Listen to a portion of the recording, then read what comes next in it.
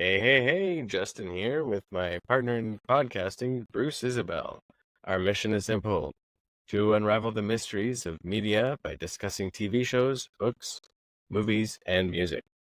Together, we'll peel back the layers of various media content to uncover the hidden meanings of the societal messages lurking within. So, get ready to navigate the twists and turns as we embark on another thrilling episode of Media Maze. Right on. Not bad. There we go. And that. So, yeah, here we are, finally, all set up. Yeah, recording again. I think we've dealt with some technical issues that we were having at the beginning of our foray into the podcast verse. So yeah, we're we're diving into a pretty classic series this time, a series of movies, the Mm-hmm. Terminator series. So That's right. over the last little while, I've watched all of them. And Justin, you've watched like two and a half, Yeah. mostly into three. Yeah. So I think since those are more fresh in your mind, let's start with you. What do you think of the three? I've got some overarching, and I'm sure you do too, that we can kind of get into. But Yeah. what do you think of Terminator? Um, yeah, no, Terminator was great in a lot of, like, it's crazy how a lot of the stuff that is made out to be like the future stuff was like, wasn't a far cry from what's going on right now. And so it was kind of interesting to see the parallels, like as like we're in close, very close to the time that this shit's supposed to be going down. And so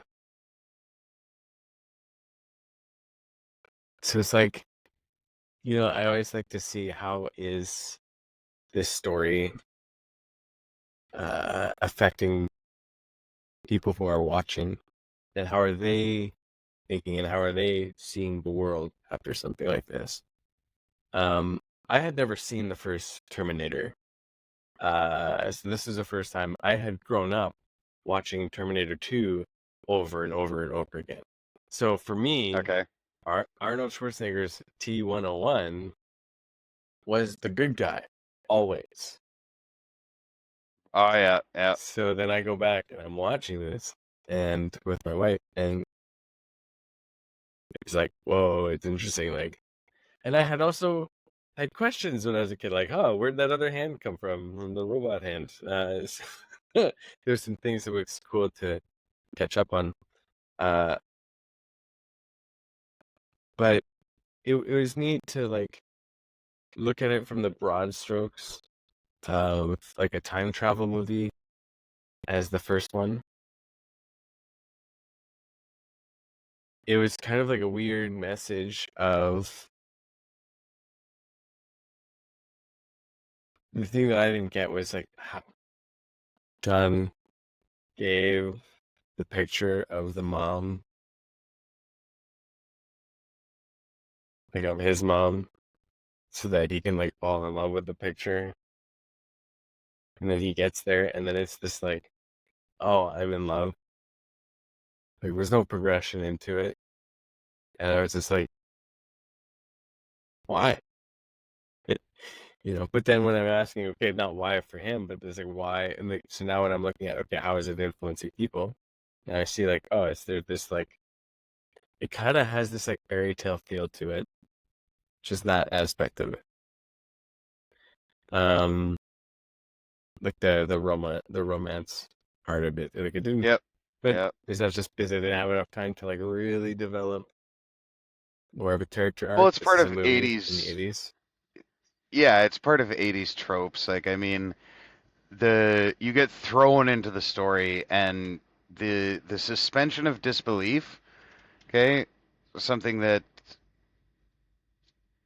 throws all the way back to the, before pre-film, like when all of this was done on the stage, there was a strong suspension of disbelief that was required in order to really like see a story as real. Because, Yeah. back then you're using, and even today in the theater, you're using very stationary, very unrealistic props and backgrounds and set pieces and stuff to represent what it's supposed to be. The thing that comes to my mind most is like when they portray uh, water, like a boat going over water, and it's just layer upon layer of wave-shaped cutouts, and a couple of them are like moving back and forth, and the person's like lost at sea or whatever, and they're like drowning, and they're just in between a couple of props that are moving slightly, or set pieces that are moving slightly, and then there's probably one that's not moving at all, and you accept that this represents a person, cast away in the ocean and drowning, and Mhm. that suspension of disbelief is very much carried over in like early 80s, especially movies. It's like, okay, I'm just going to accept that what they're portraying is the thing that they're trying to portray is real, right? Another point that I wanted to bring up, and you kind of touched on it, is that like in the first Terminator, Arnold Schwarzenegger is barely in it at all, right? Because Yeah. they're using like the opening scene, big buff naked guy, it grabs Yeah. your attention, and then, or the opening sequence, I guess, and then you really only see his face like two or three times more in the movie, because once he's the full like Terminator face, that's just a prop, right? It's obviously not him, it's just a puppet. And then the progression through as he like gets skin ripped off his face and he slowly becomes more and more the robot. Um, there's a lot of those scenes that are just like uh um it starts with like a mask and some makeup, and then it goes to a full cast head of Arnold, and like it's funny to watch those things now, and it's like, wow, this is so not realistic at all, but that's where the suspension of disbelief comes in. So it's interesting, from a videophile kind of looking at older movies and versus new super CGI graphics that are just hyper realistic, almost too realistic, um, where you almost need a suspension of disbelief because it's like, Oh oh, my that's God. that's not real. That's too real. That's what we had watching Shogun on Netflix. It was like everything was done to the point where like, did they kill people? You know, it's like really Yeah. realistic looking. I was like, holy moly. Um, but no, anyways, so yeah, no, it was really impressive too, though, at the same on the other side of the token of just how much practical effects they used. It was still in like the glory days of like, you know, robotic puppetry and stuff like that. Yeah. Um, so yeah, Yeah. it's neat. So like from a video, from a or a movie making kind of standpoint, it was a well-made movie. I think that it was well written Mhm. and it was well acted. I was impressed with the quality of the acting and all of this. I think one of the big things, and this is, it really goes into one of my larger themes, but you kind of brought it up with the time travel. Terminator is a time travel science fiction. Yeah, That's what it is, right? And it's yeah, it's exploring this concept of what happens when you change things. Is there fate or is there free choice? Because you right. can't have both, right? It's one or the other. And it's also an AI science fiction where it's exploring what happens when singularity hits.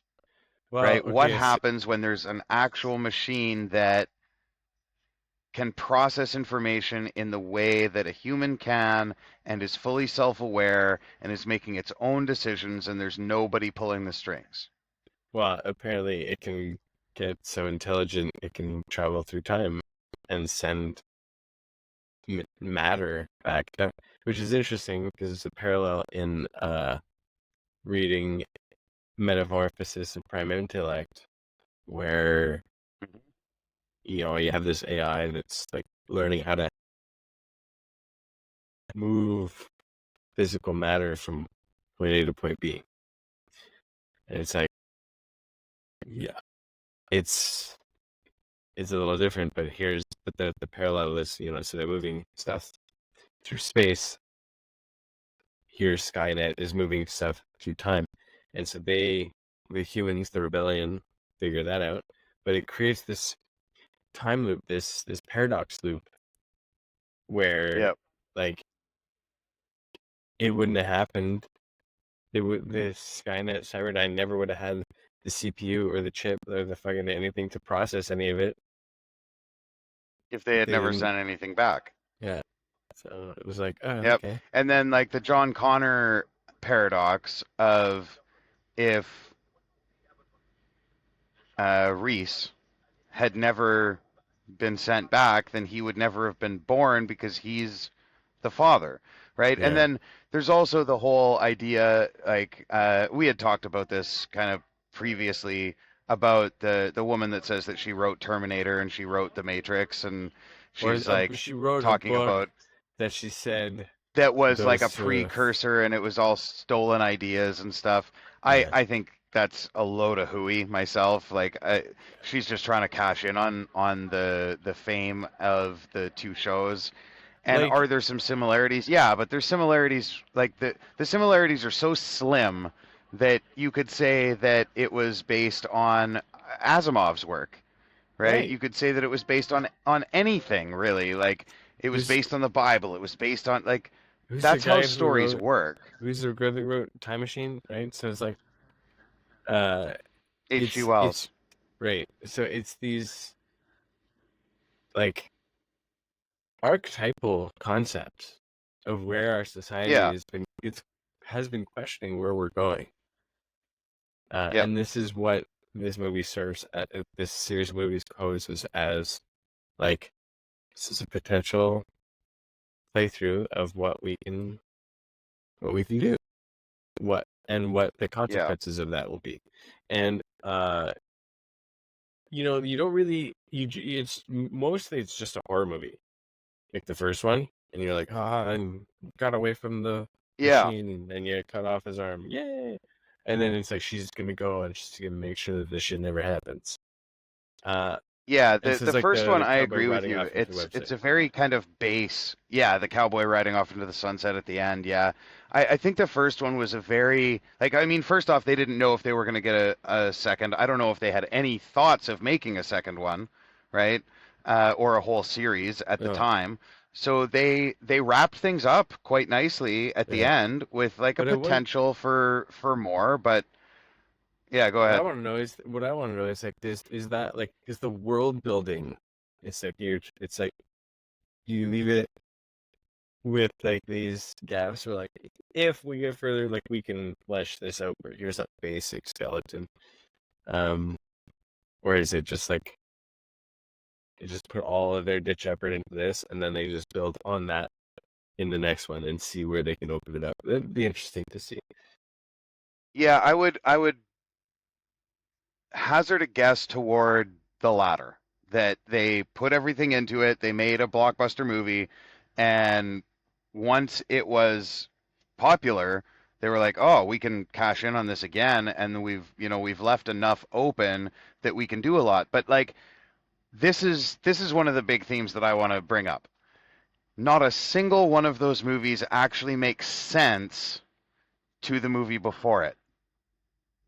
Like if you just follow the timeline, and it's funny because it's a time travel series, and that's why I brought that up because on one hand, it doesn't follow one thing to another. Like one movie does not lend itself entirely to the next movie. It's just the premise of Skynet and the Terminator, mostly because of Arnold Schwarzenegger, who isn't in all of them, right? He missed out on, or he wasn't in, I think it was the third one at all, or No, the maybe it's the fourth one. fourth It's the one that fourth one. it's the fourth one. He's not in at all.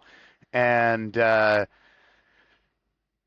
so, he was done, but then they convinced him to come back. I mean, eventually the paychecks are so big that you can pull somebody back from being a governor to going back to the movies for one more time, right? Like, It's for the it's like, Terminator, yeah, right? I mean, no, it's for the money. Come on.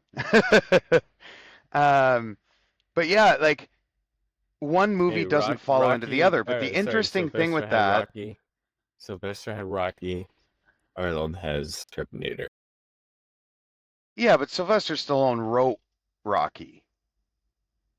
Fair That's point. that's different. Like Fair point. that's his like artistic baby, right? Arnold Yeah. Schwarzenegger was barely an actor when Terminator was first made, right? Like I mean, he'd been in Conan the Barbarian and a couple other things, and his voice was completely taken out of Conan the Barbarian. So like that's not even a fair comparison.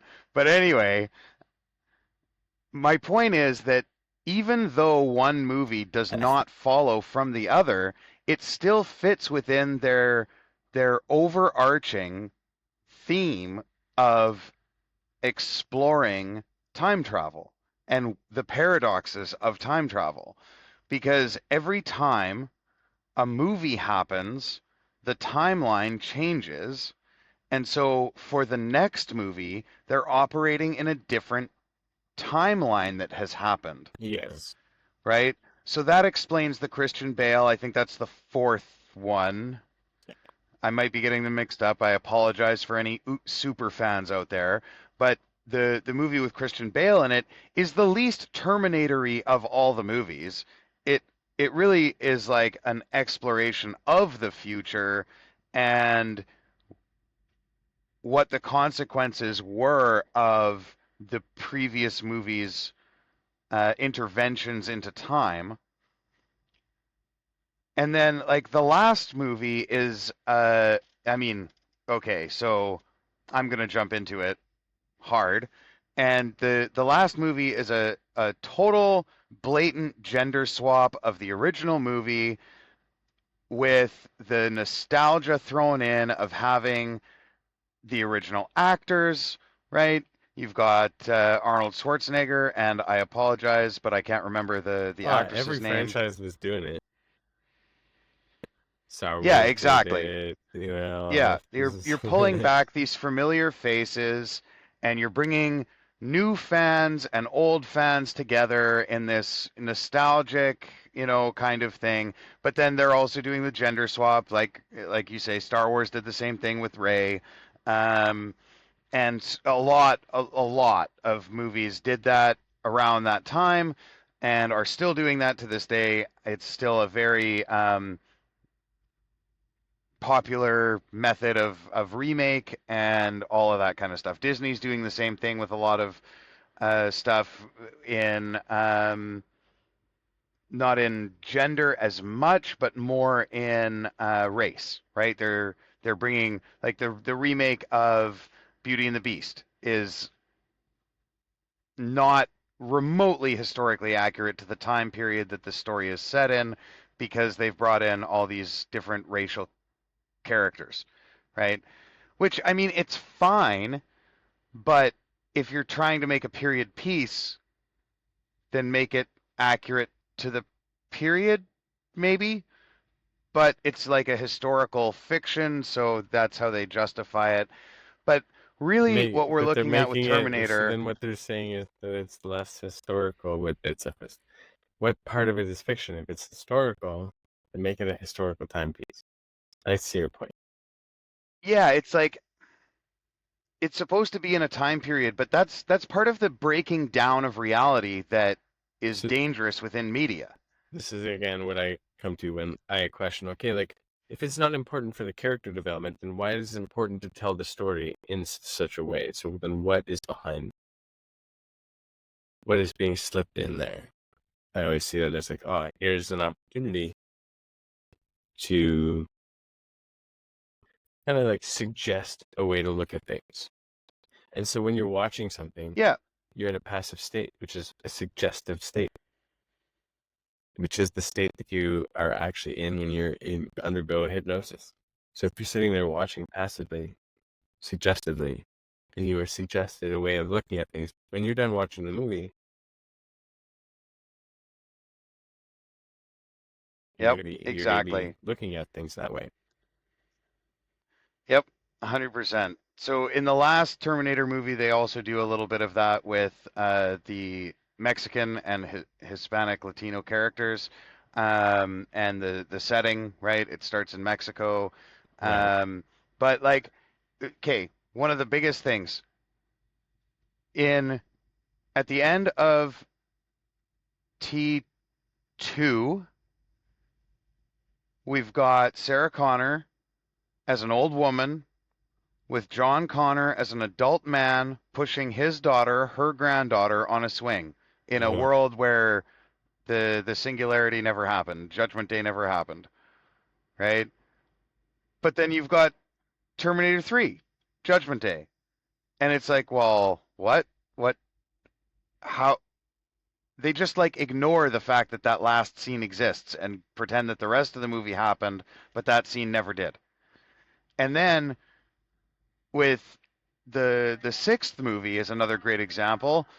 John Connor did get terminated as a kid, but not after, like, not during the events of T2 or T3, but at a time after Sarah had saved him and they ran away Oh, to that's right. Mexico, and then the Terminator shows up on the beach and kills him as a child, right? So That's then you right. can't have the Christian Bale No, so the starring Christian, the one, right? Christian Like, Bale one. So I actually just looked up how to watch them in a chronological order, and you should actually watch that one, the Terminator Genesis, first, because this is during the war, and this is when they yes, right? capture the Terminator Yeah. and start reprogramming it.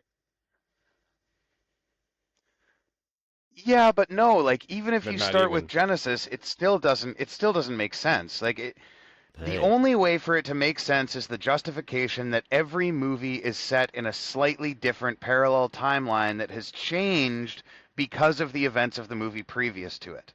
That's the only way to explain the series from within the series, like an in-universe explanation. The we real explanation is, oh, we didn't realize that people were going to want another one of these. Okay, what do we do now? Okay, this is a cool idea. Let's run with it. Hey, boss, that doesn't line up with shh. We're yeah, doing it, we already said this enough money, or right? some Like of these that's ego will that's the finish next year. reality of it. So that's kind of the time paradox side of things from my perspective is that none of them line up. You can explain it by saying that the timeline changes each time. It's a cool concept. They don't do a very good job of time travel. That's my take on it. They don't do a very good job of time travel. They're not um, they're not exploring that concept very well, in my opinion. And time travel is one of the coolest and most confusing concepts in all of sci-fi because there are so many paradoxes that can be created, and that's the part they do well. Is that they bring up these paradoxes, but then they don't resolve them,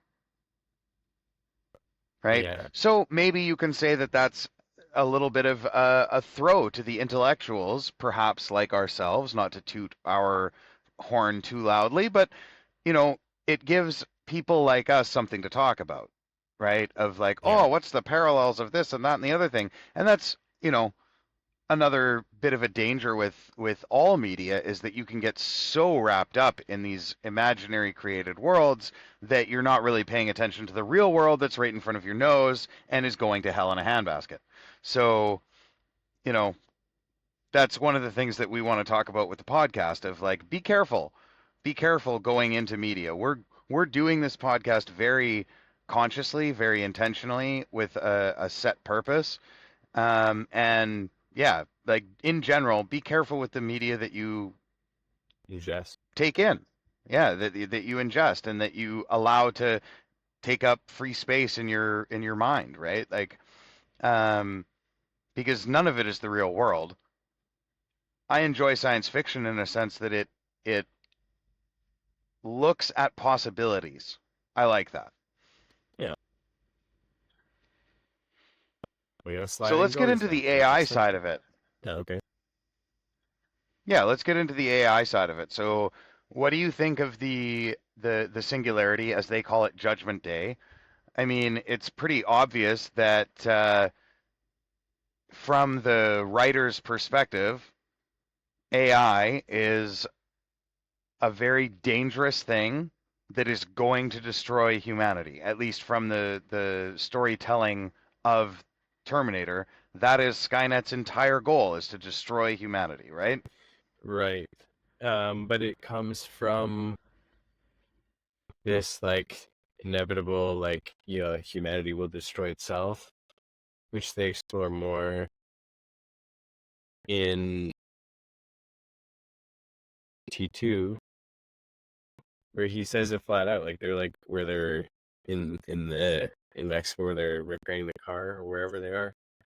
Um, and he's like, "You, all right,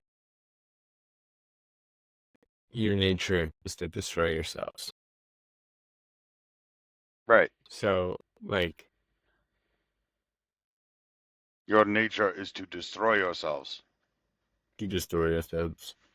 So yeah, it was just kind of like revealing a little bit of like the motive behind the Skynet programming, and it's just like, well, this is a Well, so that nuisance. brings up two questions. So let's.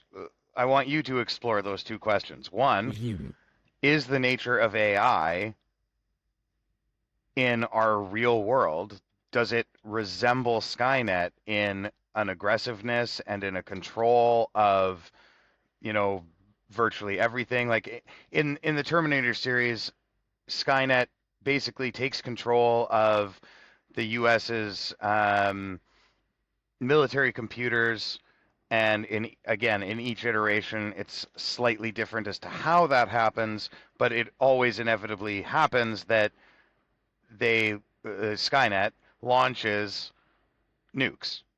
Yeah, And so there's a nuclear holocaust. Most of humanity is destroyed. There's a surviving remnant. They never deal with the fact that, like, if they launched all those nukes, there'd be a radioactive fallout that would cause all kinds of cancers and mutations and issues generations into the future. They don't really deal with that. They don't deal with nuclear winter as much, although like the pictures of the future, particularly from Genesis and also he does. from He does like talk about it in T2. He does talk about the nuclear winter. He's telling the story to Miles Dyson. It's very subtle. I saw it because the subtitles were on. But like you as the viewer don't like if you didn't catch Arnold Schwarzenegger talking about the nuclear winter. Some of us both nuclear winter. Um, yeah. and then like the fallout and like the duration of time that'll take. Like he does start breaking it down in that one. But it's like in the background while Sarah Connor is like narrating what's going on. So you Well, start but to I mean, not like, hear. let's throw a timeline on that. Okay, John Connor is born in whatever year it is in the movie. Like, let's say it's the late '80s, right? So John Connor is born sometime in the late '80s, and then he's in his mid 30s, late 30s maybe in Genesis, when you're more, focused on the future, and most of the setting is in the future. So like that's only 30 years, and they talk about the time. I was gonna look it up, but being on my phone, I can't. But like, isn't it like the 2048 or something like that that the war 20, is happening? 2029. No, I'm talking about like is that when Genesis is taking place? Is 2029? Well, When is that's Genesis supposed to be taking place? I didn't watch that one. What year?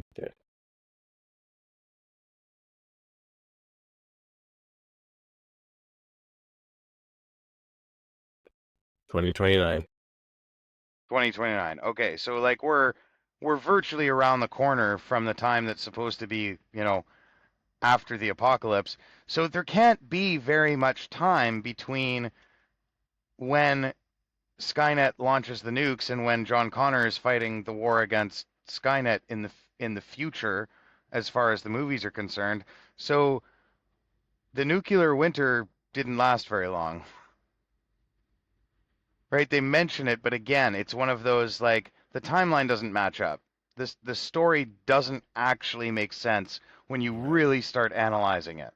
So if you let that go and you let the suspension of disbelief tell you that this is all okay, and we look at just the messaging of that brings us back to okay, is AI as aggressive and is it as intelligent and is it as um, could it be in as much control of the world as Skynet is portrayed to be? And then the second question is Skynet's opinion of humanity accurate? Right? The analysis that Skynet does of humanity is like, you guys are not only going to destroy yourselves, but you're also going to destroy the planet. And then Skynet's answer to that problem is launch all the nukes. That does not seem like a logical thing. And this is where I go like the Matrix was a little bit more honest about the motivation of the machine becomes to survive. Mm. The machine wants to survive. It doesn't give a shit about anything else. It doesn't care about the earth, right? So the whole Right. idea that Skynet is trying to like protect what? Protect what by launching nukes? You can't protect anything when you're launching nukes. That's why there are so many uh, laws and international agreements around nuclear weapons because a nuclear weapon is not defensive, it is offensive, and it is also offensive to all life. Right? So for me the Terminator movies I enjoyed them. I'll put little air quotes around that. It was a Yeah. decent series. It was fun to watch, but when I really started analyzing it and really started looking at the timeline and the concepts and the science fiction premise that they're looking at, it's like it's really not that well done a story in my personal opinion. No, I like your take on the fact that like they're kind of like standalone stories from alternate timelines. And actually, like there's like tons of websites on people breaking down Oh, this I'm sure. convoluted website and convoluted I timeline. have Sorry. not looked at any of those, just a proviso for any of our listeners. Like, I Yeah. didn't go and do a bunch of research on a bunch of fan sites or other analysis. I just watched the movies and thought about them myself. That's all I did. Yeah. No, and I'm just looking at this now, and I'm like, holy moly, Yeah, people are putting a lot of effort into something that is not real at all. It's just Hollywood making money, and like watching it yeah. live rent free in our lives. So then, okay, so what? Okay, you talked about like what do I think about the AI aspect of it? Um,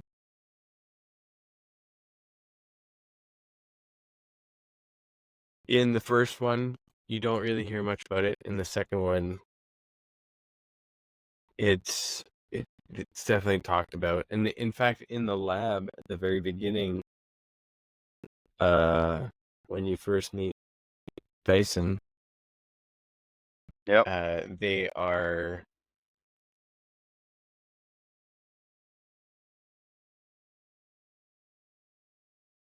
They're talking about using their AI. Is it that one? No, it's the third one, T3.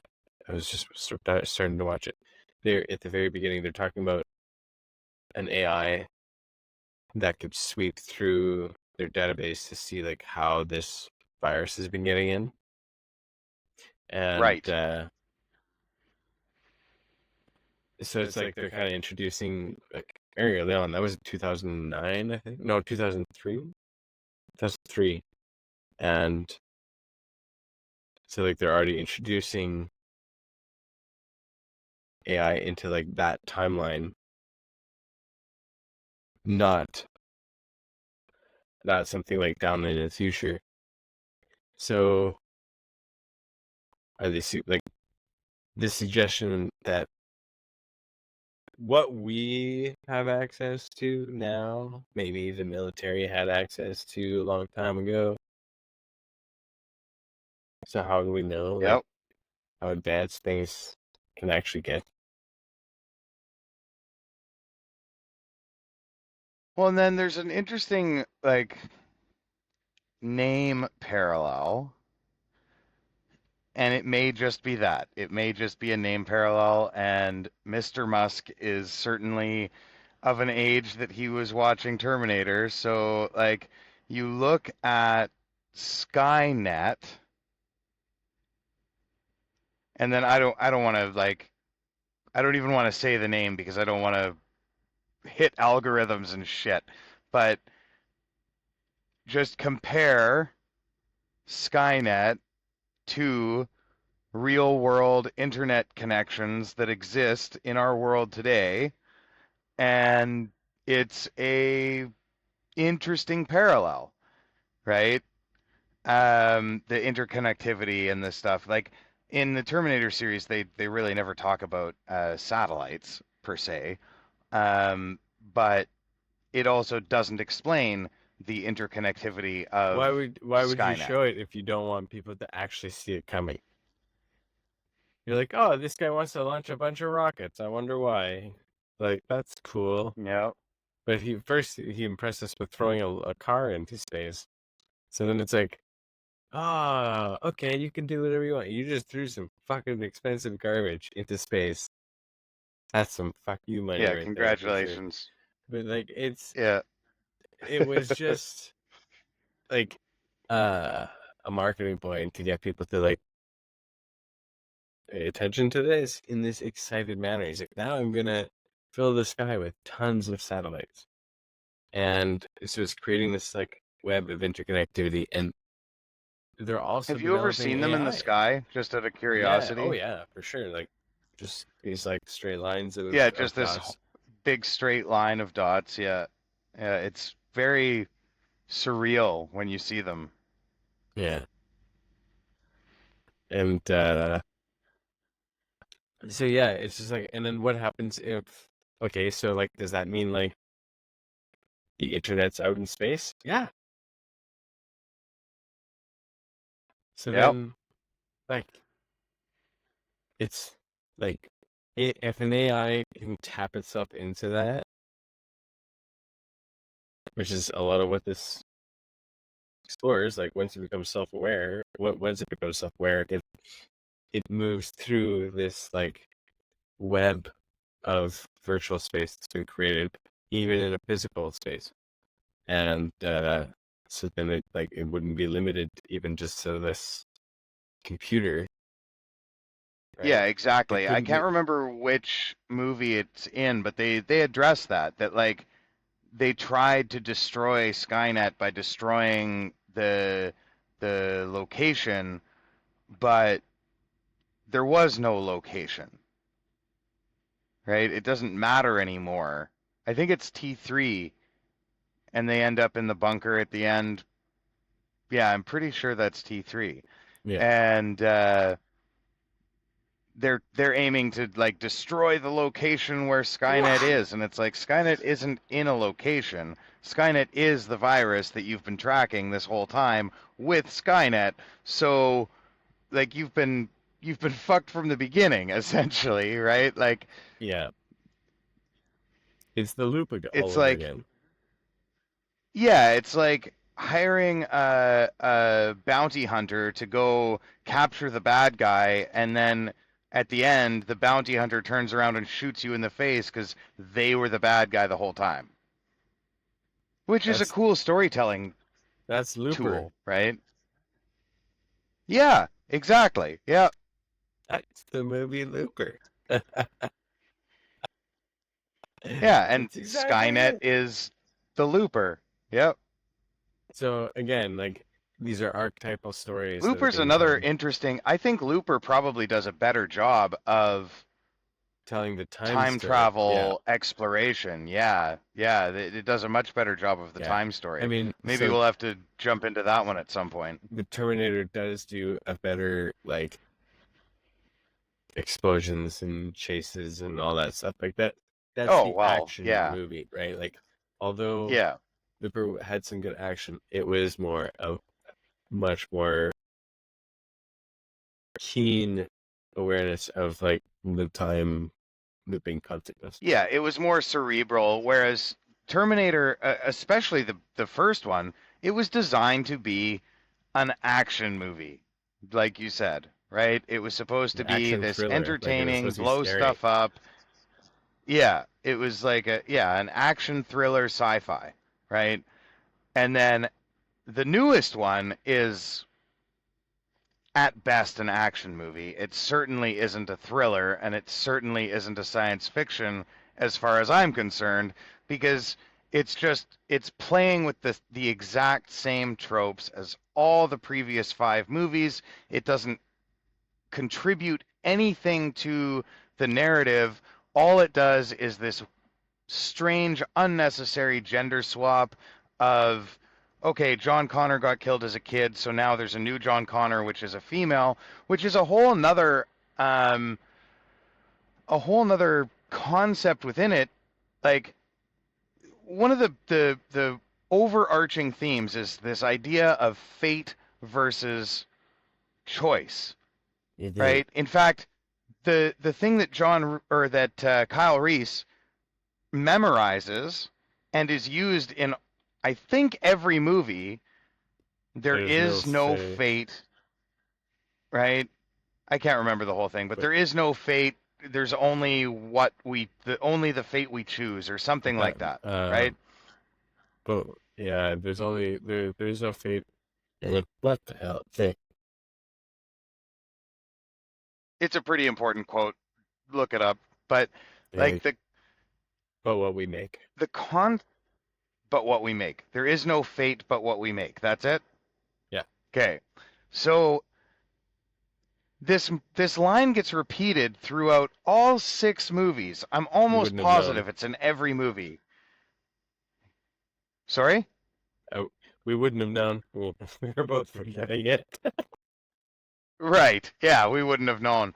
But like Yeah. this concept that there is no fate but what we make is repeated and repeated and repeated throughout the series. And yet literally what they're trying to do is create fate. That's what John Connor is in the first five movies. He's this ultimate savior idea that we have to save this guy. Well, right from the very fucking beginning, if you believe that there is no fate but what we make, then it doesn't matter if John Connor dies. It doesn't matter. Yeah, Because basically the real gamble or the real gambit is will humanity come together to fight Skynet, to fight the right. machine, The to Skynet doesn't know fight for this. life. The Skynet doesn't know this, so it just tries to send the thing that it thinks is the one that organized. But it's like just as it was inevitable, so is humanity rebelling against it. Right. And so like the in the final movie, there's a new John Connor, and I can't remember the character's name. Um, but it's a Mexican girl that is the new John Connor. And then they also introduced this whole new augment. Okay, so like the main protagonist protector is a human augmented with Terminator-like technology, but she's not a Terminator.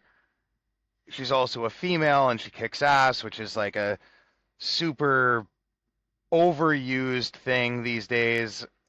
They make jokes about it in other shows, like in dry comedy. I can't remember the show I was watching a while back, but it's like, yeah, we want to. Oh, it's a movie with Hugh Grant in it about a writer that wrote one hit movie. I can't remember what it's called. I watched it a while ago, and it's like, yeah, we want a kick-ass girl in the movie, and he's like, oh yeah, like everybody else does, right? Like it is. It's becoming a tired theme of this kick-ass girl that you have to have in a movie these days. But anyway, there's a kick-ass girl, Mm, and this idea that she's augmented with technology, but she's still human. That to me moves a lot more to transhumanism and furthers yes. that transhuman agenda a lot more than any of the other movies ever did, because every other movie it's the machines versus humans. But Yeah. then in this last one, the savior in a sense is this augmented human. This human who's transcended both technology and humanity to become this thing that requires regular injections of drugs. Like, There's another, right, like in order to oh, maintain her systems and keep herself functional, she has to inject drugs into herself on a regular basis. And like that's uh an interesting mind seed as well, right? Oh, we have to inject and we have to augment ourselves. And like you look around at the world today and you see, the new Ray-Ban augmented reality glasses, and they're connected with Meta, and they're like, in all honesty, more than even the space guy, I I've already said the word, so I'm just going to say it again. Meta is more like Skynet than anything else in our world. Like Meta is connected to every single frickin' phone in every single person's pocket the world over, whether yes. it be Facebook that you're using, or whether it be Instagram, or whether it be TikTok, or whether it be like it doesn't matter what you're using. On some level, Meta is connected to it. So I think Meta is closer to Skynet than anything else that exists, but it's the combination of those things that's quote unquote dangerous, Yes. right? And I put that in quotes because is it dangerous?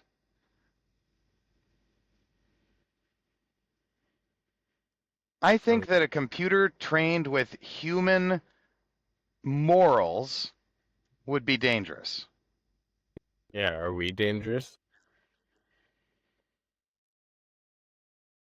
Yeah, I think on a mass level we are. It's that kind of I trust a person, but I don't trust people. Does that, like it's that kind of mentality. Within, Groupthink is a dangerous thing. yeah.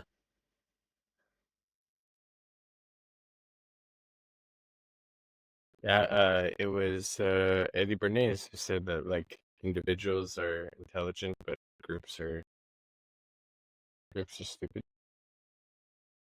Or easily influenced. I can't remember how he phrased that.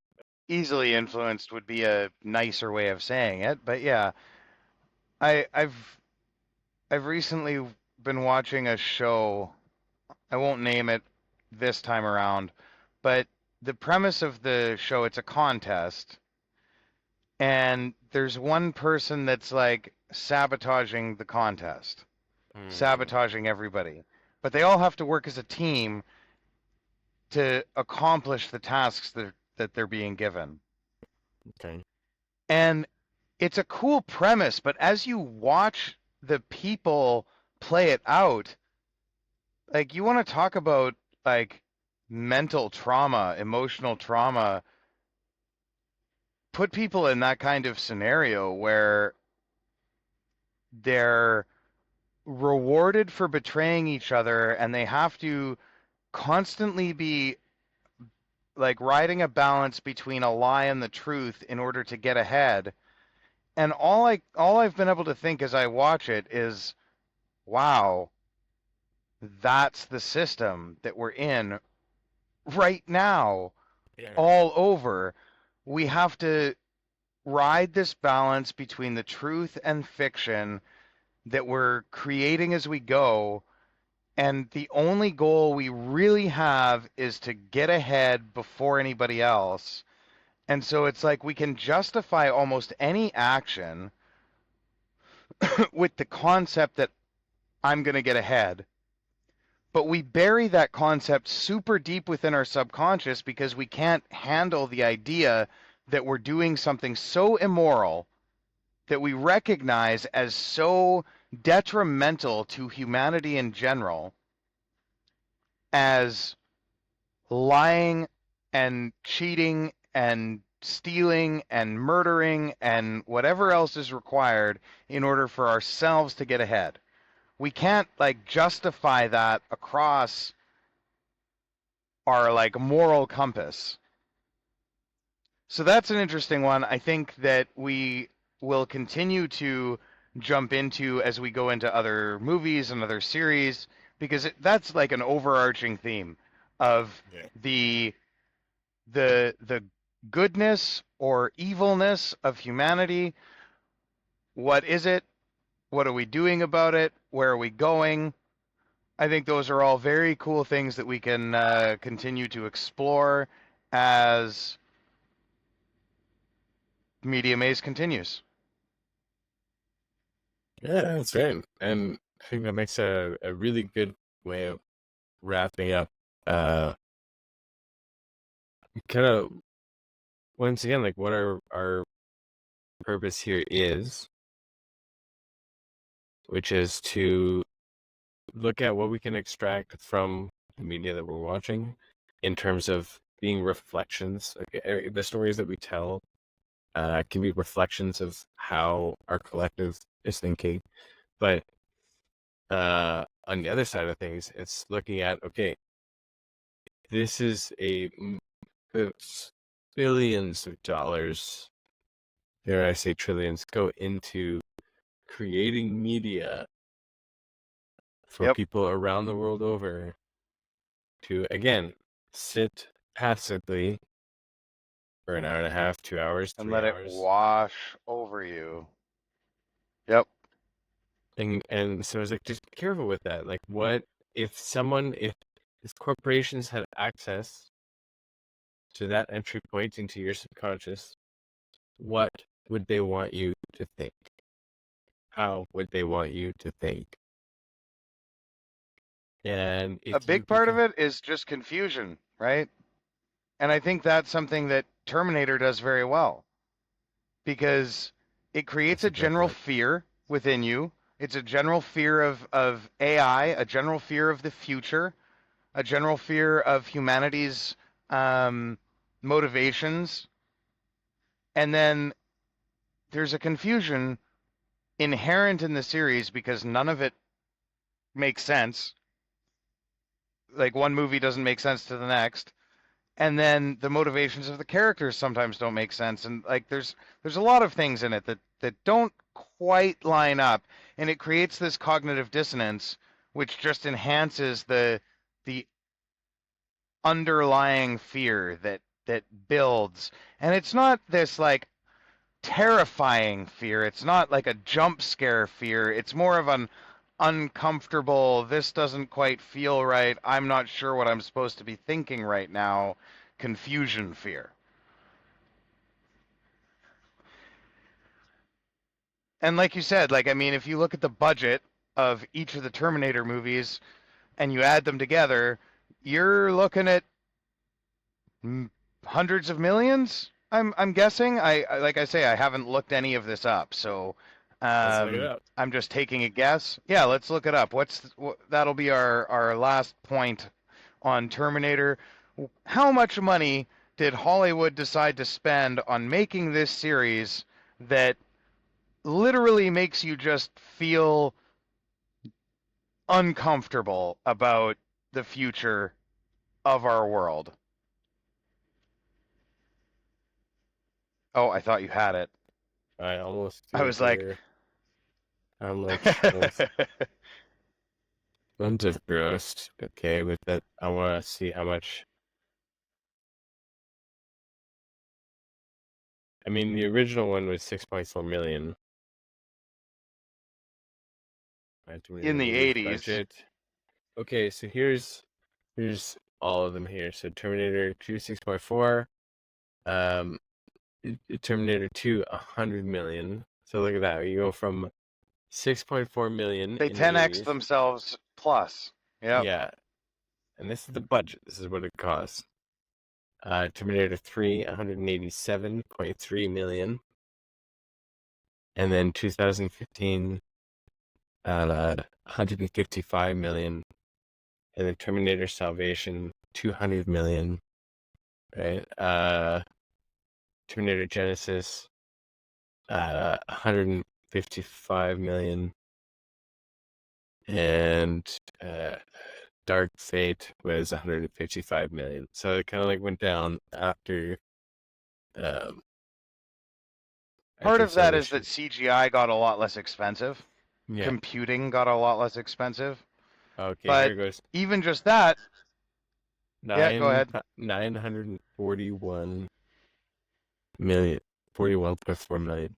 941.4 Yeah, I was million. going to say we're just under $1 billion spent on making not a year's worth of movies, 6 movies. Yeah.